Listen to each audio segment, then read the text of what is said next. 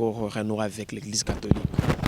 Bon, je dois d'abord rappeler que s'il y a des polémiques, je pense que ces polémiques n'ont pas de sens d'être parce que la politique elle-même est dynamique, mais aussi la politique n'est pas constituée des hommes robots. Ce sont des hommes qui comprennent la situation de l'ère et qui s'adaptent au contexte. Mais aussi, il faut rappeler que ce soit FCC, que ce soit l'Église, tous font de la politique.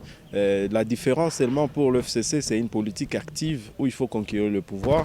L'Église fait également une politique qui n'a pas l'intention de conquérir le pouvoir, mais qui a l'intention de rappeler tous ces hommes politiques à l'ordre. Et donc, s'il y a maintenant cette tendance-là, que FCC voulait cette fois-ci encore laver les linges avec l'Église catholique, moi je pense que c'est souhaitable, c'est de la politique. Il n'y a pas d'ennemis en politique, il n'y a que des alliés et ce sont les intérêts qui comptent. Si aujourd'hui l'Église catholique estime que ça vaut la peine pour que ses intérêts puissent juguler, que ce soit du côté FCC, que ce soit du côté de l'Église, c'est de la bonne guerre. Mais également, il faut rappeler qu'au sein du FCC, il y a des fidèles de l'Église catholique.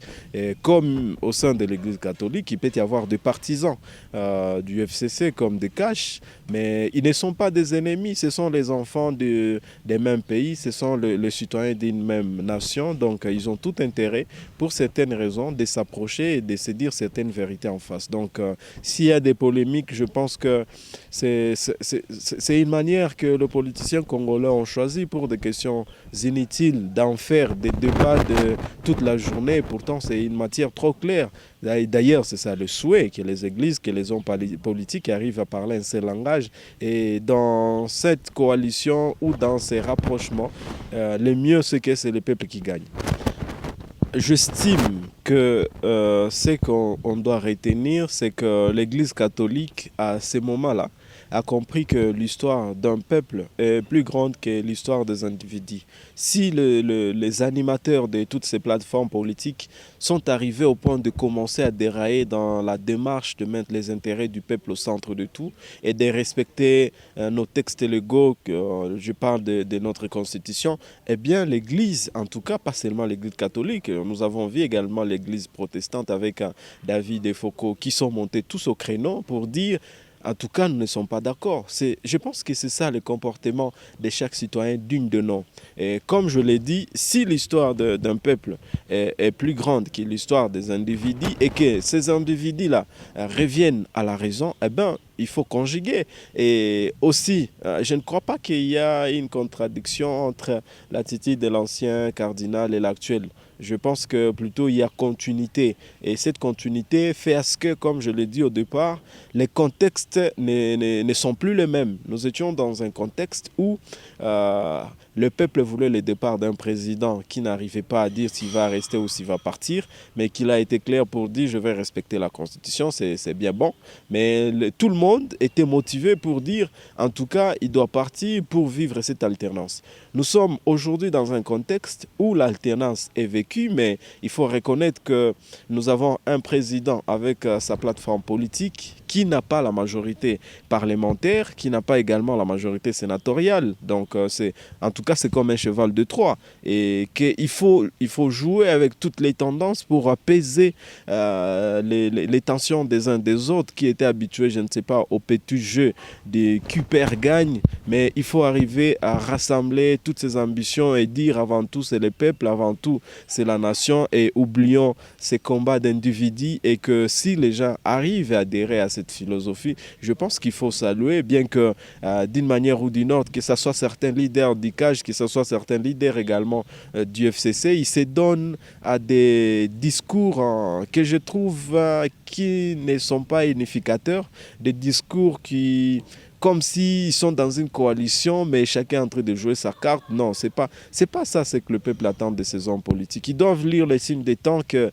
la population congolaise a grandi du point de vue maturité citoyenne et on doit nous épargner de certains comportements politiques et certains discours qui ne visent pas la cohésion.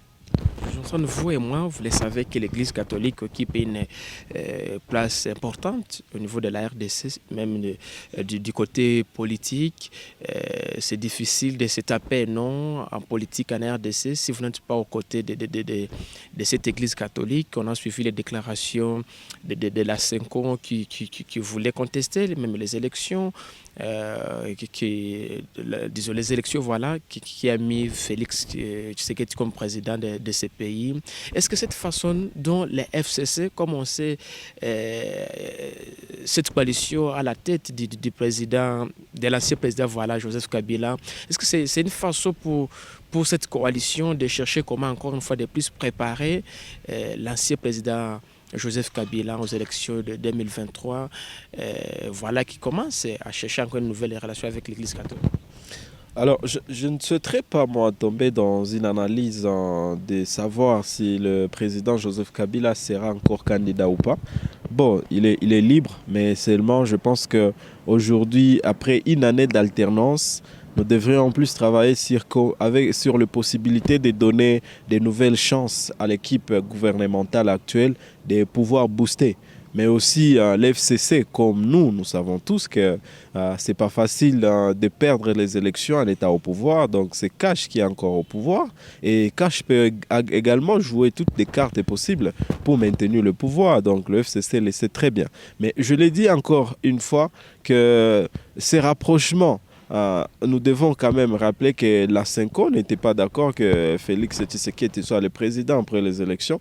La Senko a dit qu'avec ses observateurs, c'est Fayoulou qui avait gagné. Bon, la Senko ne représentait pas une institution électorale pouvant légitimer une élection, mais c'est resté un discours politique et politisé, mais qui arrivait à comprendre que les choses changent et évoluent avec le temps. Et si FCC peut encore décider de dire à un moment nous n'avons pas été d'accord, mais décidons quand même d'être d'accord, je dis encore, c'est de la bonne politique. C'est de la bonne politique, il n'y a pas de tabou, il n'y a pas de péché dans tout ça. Mais si le FCC a également une ambition de préparer un de ses membres pour briguer la magistrature suprême, et qu'il faut chercher maintenant des alliés, je rappelle, c'est de la bonne politique, il n'est pas interdit, mais la grande bataille, c'est de voir que le jour des élections, qui est maintenant face à face entre toutes les forces vives, les forces politiques, et décider encore de qui on va encore remettre la destinée de notre pays pendant 5 ans. Ce n'est pas parce qu'il s'approche plus de l'Église catholique qui semble être majoritaire dans notre pays en termes de fidèles, mais chaque fidèle est indépendant de son choix et indépendant de sa conception politique. Et donc, ce n'est pas parce que les cardinals et quelques clergés se sont réunis et là, c'est toute l'Église. Non, je pense que ce soit du côté CAJ, que ce soit du côté Lamuka, que ce soit du côté FCC, il y a toujours des fidèles catholiques. Et donc, nous encourageons toutes ces démarches politiques. Si seulement-ci, ça vise les bien-être du peuple congolais, si seulement-ci, ça met l'intérêt du Congolais au centre de tout. C'est la dernière question. Johnson, vous en tant que président du Parlement des jeunes, comment vous analysez à Némon la situation sécuritaire dans l'État? Je l'ai dit, la situation sécuritaire, on doit cesser d'accuser le pays étranger. On doit cesser d'accuser des petits, je ne sais pas, 70 ans, des jeunes, ainsi de suite. Je l'ai dit encore dans la conférence où j'étais, l'insécurité dans notre pays, ce qui occasionne ça, ce sont des hommes politiques congolais. Comment? Je m'explique. Quand Ebola a attaqué le Grand Nord, ce sont les hommes politiques du Grand Nord qui ont demandé aux jeunes que ça, c'est une politique d'extermination. Il ne faut pas accepter de se faire vacciner. Et du coup, des jeunes ont commencé à attaquer les centres de dépistage. Quand la délégation du chef de l'État était de passage à Goma, nous avons été reçus. La même question nous a été posée, comment les jeunes peuvent s'attaquer au centre de dépistage? Nous avons dit clairement, si vous voulez que ces tensions baissent dans le Grand Nord, vous connaissez ces leaders-là qui sont en train d'appeler les jeunes en disant que c'est une politique d'extermination de leur tribu. Envoyez ces mêmes politiciens pour leur dire, dites aux jeunes de se faire vacciner ou de laisser les agents de la lutte, de la riposte contre Ebola de travailler. Qu'est-ce qui a été fait? On a envoyé ces hommes politiques qui ont changé les discours et on ne parlait plus d'attaque. Nous avons encore rappelé, dans le territoire de Massissi, plusieurs fois, parce que nous sommes en contact des fois avec l'armée, nous sommes une jeunesse citoyenne et nous devons veiller sur notre pays. Plusieurs fois, quand l'armée décide, comme il y a trop de rébellions, des groupes armés dans le Massissi, nous voulons les effacer sur la carte. Eh bien, il y a des élites qui se réunissent vite et aller dire à l'armée, non, n'attaquez pas, ce sont nos enfants, nous allons les approcher. Alors, ces mêmes enfants-là que vous appelez aujourd'hui enfants, ce sont les enfants qui sont en train d'endeuiller le pays. Et quand on endeuille le pays, on n'est plus enfant digne de ces pays-là. Vous devenez carrément ennemi de ces pays. Et l'État doit utiliser tous les moyens nécessaires pour imposer la paix sur toute l'étendue. Alors, pourquoi les mêmes politiciens se précipitent pour voir l'armée et dire non, ne les attaquez pas? Et conséquence, aujourd'hui, si vous ne le savez pas, le territoire de Massissi, c'est le territoire qui a plus de groupes armés et que les gens se baladent. Il y a des coins qui échappent jusqu'aujourd'hui au contrôle de l'État congolais. Et pour vous, il y a certains hommes politiques, des grands politiciens qui seraient derrière ces groupes armés. c'est pas caché parce qu'aujourd'hui, il y a un éminent chercheur qui a dit qu'aujourd'hui, les meilleurs commerces, c'est le commerce basé sur des guerres. Et quand il y a des guerres, quand il y a des insécurités, il y a certaines situations qui échappent au contrôle du pays. Il y a certaines situations qui échappent également à la vigilance du peuple. Et ce sont des prédateurs-là qui en profitent, qui savent qu'il faut déstabiliser cette région, soit pour exploiter des minéraux, soit pour savoir comment on peut s'approprier telle et telle autre chose. Et Lumumba disait dans son temps que l'ennemi extérieur n'a jamais avoir de la force s'il n'y a pas de complicité à l'intérieur. Et aujourd'hui, je remarque que nos hommes politiques ne sont jamais arrivés quand le pays est attaqué, quand le pays est en guerre, à avoir un seul discours. Nous avons vu quand la Turquie a été attaquée. Même un opposant, il est parti au micro, à la radio, télévision pour dire nous sommes attaqués et mettons-nous ensemble. Un opposant est parti voir le président de la République dire le pays est en danger, réfléchissons à ce que nous pouvons faire. C'est ça l'élégance politique. Mais quand il s'agit de notre pays, vous allez encore voir, le président Félix Tshisekedi décide de délocaliser le quartier général de l'armée vers le Grand Nord. Et vous le savez comme moi, qu'avec cette présence, l'armée congolaise a réussi à neutraliser beaucoup de zones qui étaient occupées par les ADF. Mais qu'est-ce qui se passe? L'homme politique congolais s'est réveillé encore pour dire le pays sera balkanisé. Et on met la population dans une tension pour dire qu'est-ce qui serait caché derrière cette guerre. Comme qui voulait décourager les FARDC qui sont sur le front.